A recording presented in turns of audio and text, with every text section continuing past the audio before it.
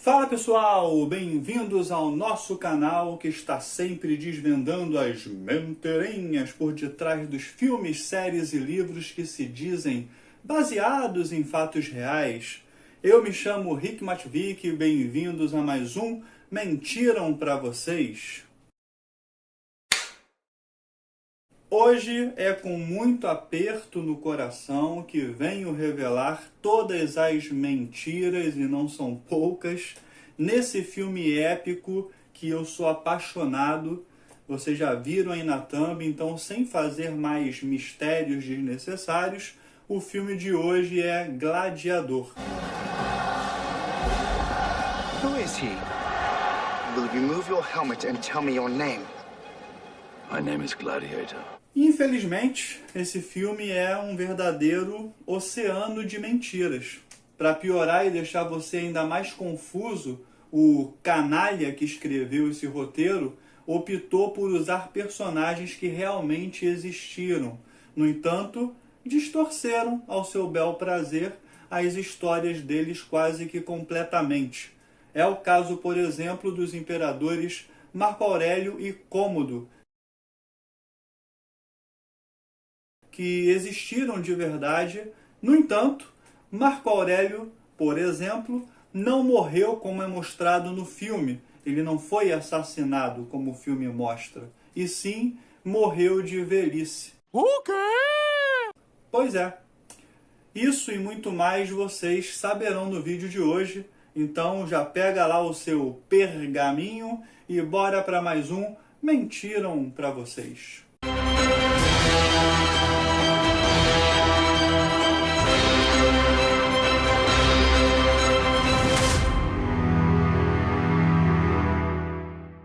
Diferente do caso de Marco Aurélio e Cômodo, o personagem principal, Maximus, interpretado por Russell Crowe, não é baseado em uma pessoa real, e sim inspirado em figuras como Narcissus, o assassino de Cômodos, e Cincinnatus, um fazendeiro que foi nomeado imperador.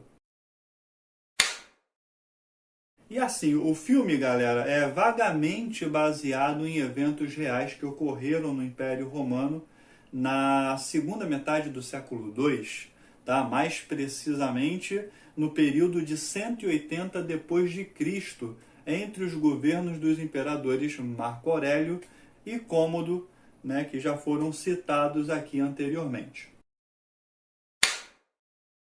E aqui vem um ponto que para mim é um dos mais medonhos e vomitáveis de tão imprecisos.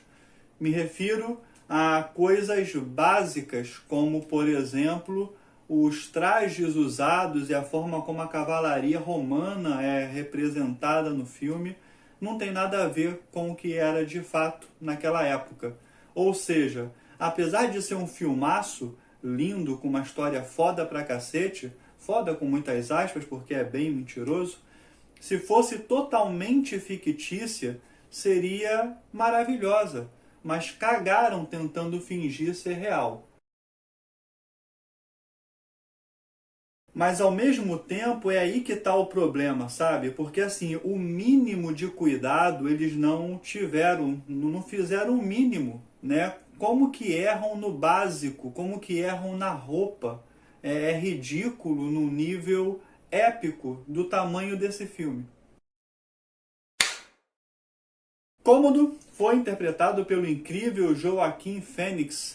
No entanto, o personagem do filme apronta bem menos, né? Ele é muito mais certinho do que o Cômodo da vida real, cuja lista de absurdos e abusos tem enormes excentricidades, como, por exemplo, a mudança dos nomes dos meses do ano para cada um dos seus títulos, ou a aplicação obrigatória do adjetivo derivado de seu nome, por exemplo, povo comodiano, frota comodiana, exército comodiano, como se tudo ali existisse por sua graça divina, né? Praticamente tudo girasse em torno dele.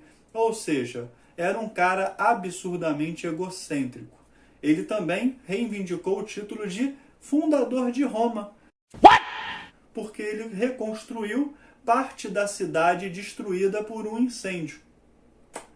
Ainda assumiu o nome de deuses e se fazia chamar por Júpiter, Marte e principalmente por Hércules, sendo inclusive representado em uma estátua de mármore com a clava e a pele de leão de Nemeia, assim como o Hércules.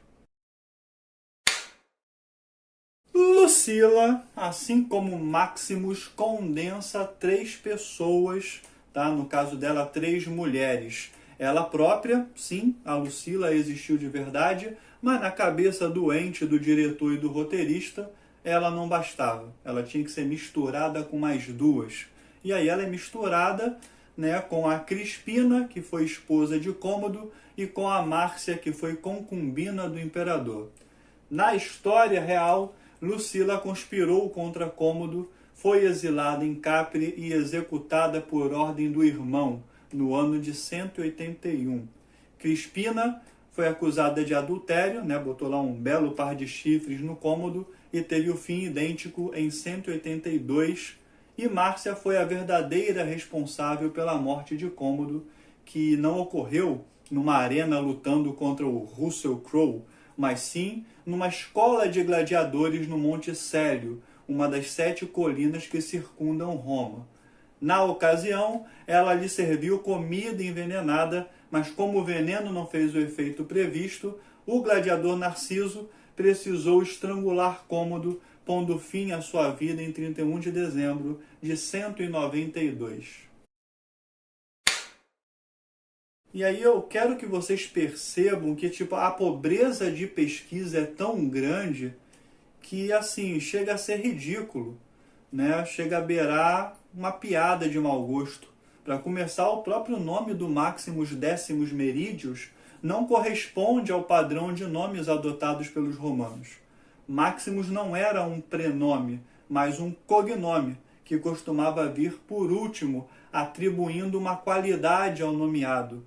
Desse modo, se alguém tivesse feito o seu trabalho direito na pesquisa, o nome correto do personagem deveria ser, né, de acordo com as convenções romanas, seria Decimus Meridius Maximus, sendo que Decimus era um prenome que originalmente significava que ele era alguém, era o 10º filho de determinada pessoa ou de uma determinada família, mas no decorrer da existência de Roma acabou virando um prenome comum. Ah, agora eu entendi! Agora eu saquei! E, por sua vez, o nome do meio, Meridius, né, que seria o nome da gens, né, o clã familiar ancestral ao qual nosso personagem pertenceria, esse nome não tem registro nas fontes, sendo provavelmente inventado pelos brilhantes roteiristas desse filme. E agora sim, um ponto questionável que eu vou contar agora, então não vou nem taxá-lo como mentiroso, porque pode ter acontecido, mas não tem nada que comprove isso, é a cena mais conhecida do filme, onde é representado o contentamento, ou não, do imperador Cômodos, através de um simples gesto com o polegar. Vocês se lembram? Se apontado para cima, o guerreiro sobrevive, se apontado para baixo, ele seria morto. Então, segundo o site Screen Rant, há pouca ou mesmo nenhuma evidência de que tal gesto era de fato utilizado. A crença de que os polegares decidiam o destino dos guerreiros surgiu de uma pintura de gladiadores feitas por Jean-Léon Gérôme, chamada Policiverso, que mostra o público usando o sinal negativo para pedir a morte do derrotado. Outro ponto questionável é que em Gladiador também é possível notar como eles, os gladiadores, possuíam um certo glamour em sua vida, sugerindo que os melhores guerreiros detinham um status social de destaque naquele contexto, sendo praticamente equivalentes a celebridades daquela época.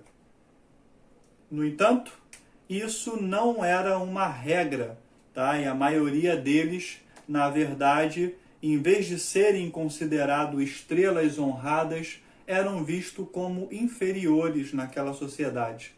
Isso porque muitos deles eram escravos, eram guerreiros de outras nações dominadas que só estavam ali com o único propósito de entreter o público, matando pessoas ou morrendo.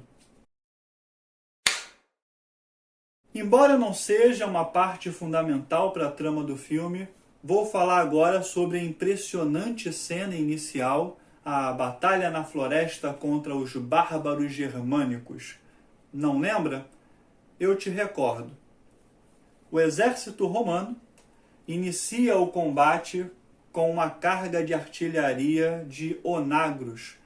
Para quem não sabe, onagros é uma espécie de catapulta que arremessa pedras e outros materiais pesados em direção, nesse caso, da floresta onde os inimigos estavam escondidos.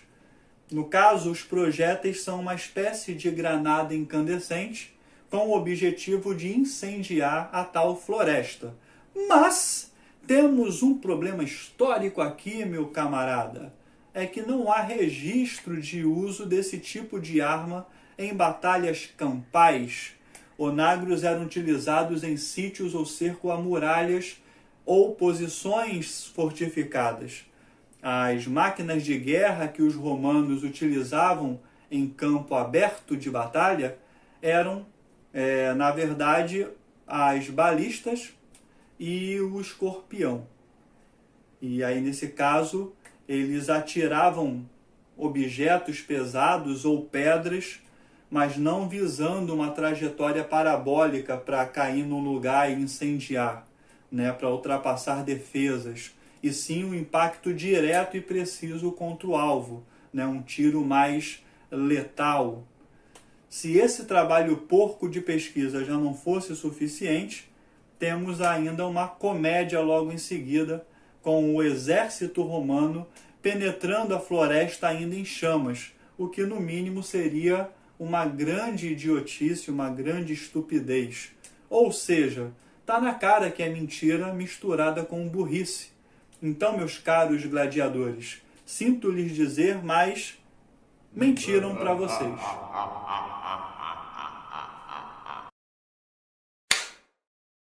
Um ponto que passa despercebido por quem não conhece as entrelinhas da história contada aqui é que a eliminação de Maximus claramente não se tratou de uma execução legal, ou seja, não é uma sentença de morte dada pelo imperador, mas sim, nitidamente, um assassinato. Por isso, tem uma cena lá que ele é levado secretamente para uma floresta. Caso você não lembre dessa cena, eu aconselho reassistir o filme.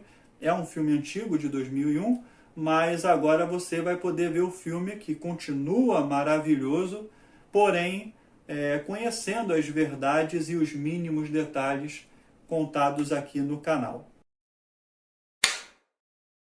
Outro ponto que comprova que foi assassinato é o fato da mulher e o filho dele terem sido crucificados. Isso é um claro indício de que o imperador não estava agindo dentro da sua jurisdição, ou melhor, da jurisdição de Roma, já que, de acordo com a lei romana, cidadãos romanos não podiam ser crucificados. A escravidão era uma instituição central na sociedade romana e juízes, juristas e governantes, mesmo nos reinados de imperadores mais cruéis, absolutistas, respeitavam fielmente a legislação e os costumes aplicáveis ao instituto. Inclusive, há relatos sobre atos tirânicos e despóticos atribuídos aos imperadores romanos, dentre eles assassinatos, estupros, tortura e massacres. Mas não existe caso algum em que um desses imperadores tenha conscientemente escravizado um cidadão romano livre, sem um processo legal antes. Desse modo, Maximus não poderia ter sido vendido como escravo, como mostrado nesse filme brilhante e impecável. Ou seja, mentiram para vocês outra vez. Percebem como é um trabalho porco de pesquisa? E isso é muito triste, principalmente por ser um filme sensacional. E é mais triste ainda para quem é da área, né? Como eu, que sou formado em História, me dói nos olhos e na alma, né? Ver uma história tão rica como a história romana ser deturpada a gosto de Hollywood. E sem nenhum escrúpulo, que é pior ainda. Realmente é muito triste. Sorte que o filme pelo menos é muito bom. Não por acaso ganhou 5 Oscars, né? Porra! Tudo isso? E agora, se já não bastasse tudo isso, temos a maior mentira de todas presente no roteiro do filme. O propósito manifesto de Marco Aurélio de que Maximus devolvesse o poder ao Senado romano e restaurasse a República.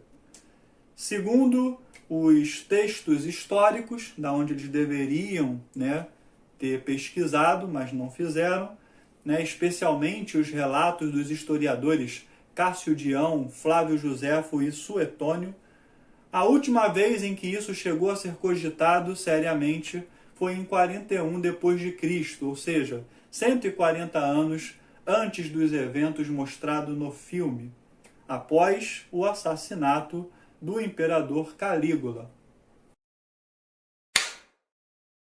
Além das falhas grotescas com relação às vestimentas do personagem, incluindo suas armaduras que não condizem com o recorte da época que o filme quer contar, o filme também contém vários anacronismos em relação à arquitetura de Roma e do Coliseu. Estes detalhes, embora contribuam para a estética e o drama do filme, não são historicamente precisos.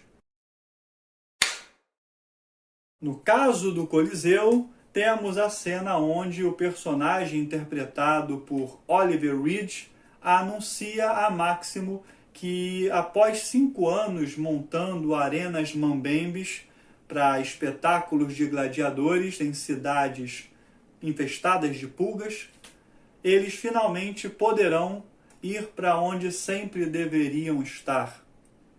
E aí vem a cena tocante. Ele vai até a janela, encara o horizonte, toma fôlego e diz emocionado: "O Coliseu!" Que cena, meus amigos, que cena. É de arrepiar. Só tem um probleminha. O Coliseu, no início, não se chamava Coliseu, e sim Anfiteatro Flaviano.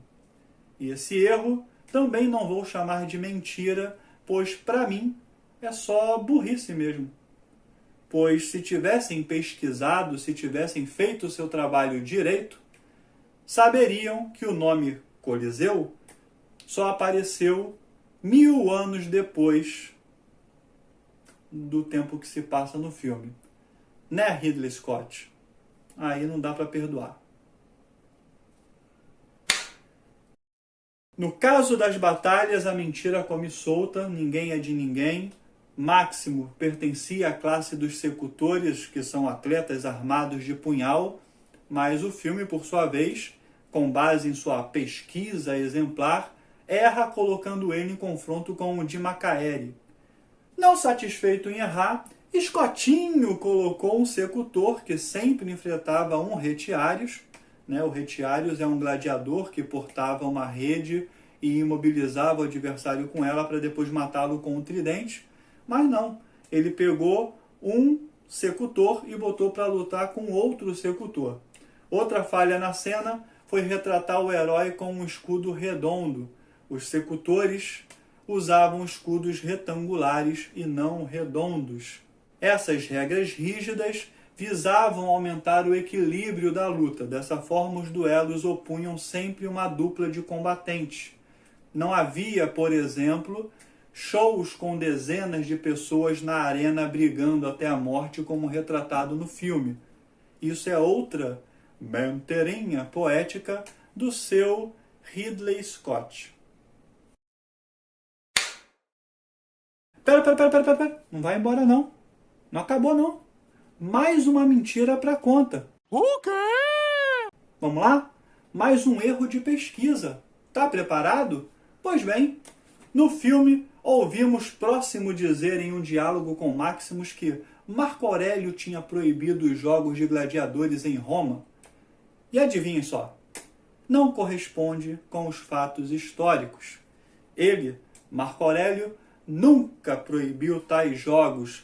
Inclusive, ele ordenou que as lutas fossem feitas com as pontas das armas cobertas para que não houvesse corte e, consequentemente, derramamento de sangue desnecessário. Cômodo, como já foi dito nesse vídeo, foi assassinado e, obviamente, que ele não foi assassinado como esse filme riquíssimo em detalhes e verdades indiscutíveis mostrou. O que ocorreu na vida real foi que, após ter sido aconselhado por sua amante Márcia e pelo prefeito pretoriano Emílio Leto e por seu camareiro Ecletus a não comparecer à sessão de abertura anual do Senado Romano estando vestido como gladiador e acompanhado de outros gladiadores, conforme seu desejo, que ele já havia manifestado antes, Cômodo, contrariado por esses apelos, resolveu decretar a morte dos 3, escrevendo a ordem para a execução em uma tabuleta de cera. E aí, enquanto tomava banho, um dos seus favoritos, um menino que tinha o sugestivo nome de Filocômodos, que significa em grego aquele que ama Cômodo, pegou a tabuleta escondido e a mostrou para Márcia, que imediatamente percebeu do que se tratava e avisou aos outros 2 auxiliares que também estavam condenados nessa tabuleta. Então os 3 resolveram assassinar Cômodo antes que ele os assassinasse, antes que ele tivesse chance de matá-los. Ou seja, Filocômodos não fazia jus ao seu nome, já que traiu o seu amado Cômodo. Assim, Narcissus, que era um jovem lutador, aceitando o encargo, adentrou os aposentos de Cômodo e o estrangulou sem dificuldade alguma, o levando à morte. Tá vendo como é idêntico ao que aconteceu no filme? Idêntico! E aí eu pergunto para vocês, eu gostei muito dessa narrativa que eu acabei de ler. Por que não fizeram isso no filme? Para que inventar coisa que não existe? Cacete, já tem a história escrita. É só respeitar a história, meu Deus. Se fosse uma história merda, tudo bem, mas uma história boa dessa, cheia de tramóia e assassinato, para que inventar? Você tá mais calminha agora, tá, amor? Agora tô. Como vimos, a Lucila do filme tem seu background distorcido em relação à história verdadeira, da Lucila verdadeira, mas vamos ao que de fato aconteceu a ela em detalhes. Ao contrário, do que é retratado nesse filme brilhante e perfeito, as fontes antigas dão a entender que a verdadeira Lucila, do mesmo modo que o seu irmão Cômodo, ela também tinha graves falhas de caráter. Após a morte do pai, e constatando a inaptidão do irmão Cômodo para governar, impeliram Lucila a participar ativamente da conspiração que em 182 d.C. estava prevista para assassinar o imperador Cômodo. Com o fracasso do atentado, Lucila e sua filha foram banidas para a ilha de Capri. Entretanto, antes que o ano acabasse, Cômodo resolveu mandar executar a própria irmã e enviou um centurião até a ilha, o qual cumpriu seu dever e deu cabo da irmã do imperador, jogando o corpo dela no mar. A criança, por sua vez, foi poupada por Cômodo. Após o fim do primeiro ato do filme, temos uma vista lindíssima do alto de Roma, mostrando a cidade antiga pela primeira vez. Porém, vários prédios mostrados, adivinhem só, não existiam naquele tempo, no tempo em que o filme Gladiador se passa. Por exemplo, a Basílica de Maxêncio e Constantino. Elas aparecem bastante na cena, embora elas só tivessem sido finalizadas quase 120 anos após a morte do imperador Cômodo. A cidade também é mostrada cinzenta e não com uma mistura de cores vibrantes, o que seria o certo, né? Já que na realidade a cidade era bem colorida e bem vibrante. Como podem ver, zero preocupação histórica. Gente, não é uma biografia ou um filme de contexto histórico, na minha opinião. É uma ficção fingindo ser biografia, tá? Outra questão é o fato dos soldados e cidadãos se direcionarem aos Césares no filme com títulos de nobreza, como Alteza, por exemplo. Isso não ocorria nessa época, conhecida como Principado. Isso só se deu no período histórico conhecido como Dominato.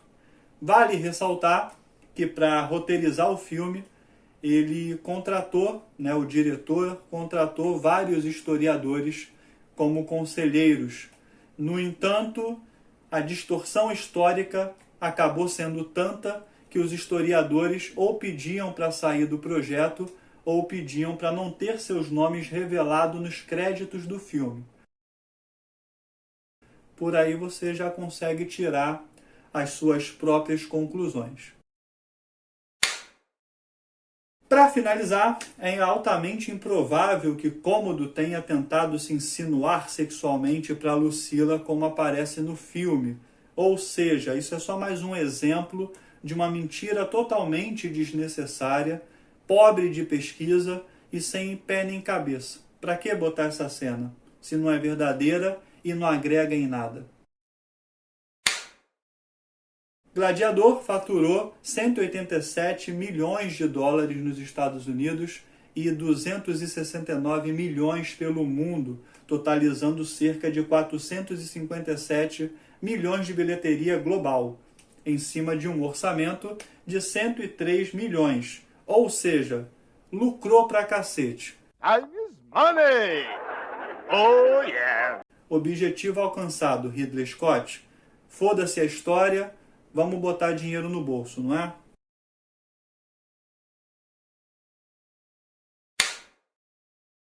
O filme concorreu ao Oscar de 2001 em 12 categorias, ganhou em 5. Melhor filme, melhor ator para Russell Crowe, óbvio, né? O cara é brabo demais. Melhor figurino, apesar de tudo e de todos os anacronismos. Melhores efeitos visuais e melhor som. Dentre os 7 que concorreu e não ganhou, vou destacar 2, que é a direção, né? Por que será que não ganhou, não é mesmo? E, pasmem, melhor roteiro original ele também não ganhou. Como pode um roteiro tão brilhante desse, cheio de precisão histórica e fatos verdadeiros, não ganhar? Um absurdo isso. Ou será que não?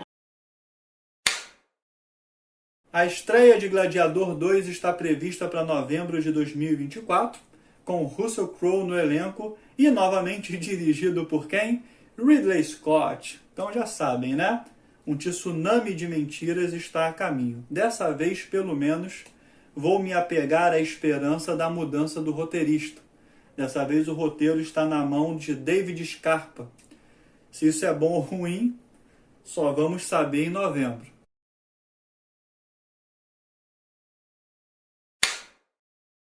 E é isso, meus queridos. Espero que tenham gostado da análise de Gladiador. Minha nota, por incrível que pareça, é 8, tá? E não estou sendo irônico dessa vez. Realmente, como filme, eu dou nota 8 porque eu sou apaixonado por esse filme e ele é lindíssimo, maravilhoso, é absurdamente bom. Trilha sonora, efeito, as cenas de luta, as atuações, nem se fala. Então, assim, é um filmaço, né? Como eu disse no título, é uma mentira épica, né? O fato dele ser maravilhoso não desconsidera que ele é totalmente mentiroso. E por conta disso, né, se eu for levar para o lado da biografia, minha nota é 3. O roteiro é pobre de pesquisa histórica, mas é um filme de recorte histórico. Então, deveriam se apegar a isso. Se fosse uma ficção, um romance com personagens fictícios, minha nota seria 10. Mas a ganância e a burrice fizeram Escotinho querer fingir que o filme é verdadeiro. E não contente com essa mentirada toda, vamos ter continuação. E obviamente que eu irei ver, né? Espero que não seja o típico filme que a continuação é uma merda, e é esperar para ver, né? Não tem mais o que eu possa falar a respeito. E se você gostou desse vídeo, não se esqueça de dar um like e se inscrever no canal para mais conteúdo como estes. Compartilhe ele com seus amigos, principalmente com seus professores de história, se você ainda estudar. Compartilhe com familiares, grupos de WhatsApp, grupo do futebol, todo mundo que você encontrar, você compartilha, por favor, tá? E nos siga lá no Instagram, @mentirampravocês. Que outras histórias você gostaria de ver analisadas aqui? Deixe sua sugestão nos comentários e quem sabe seja ela o nosso próximo vídeo. Estarei sempre por aqui desvendando as verdades por trás das telas. Obrigado de coração por assistir e até a próxima. Fique atento às mentiras e aos segredos por trás das suas histórias favoritas, aqui no Mentiram pra Vocês. Valeu, fui!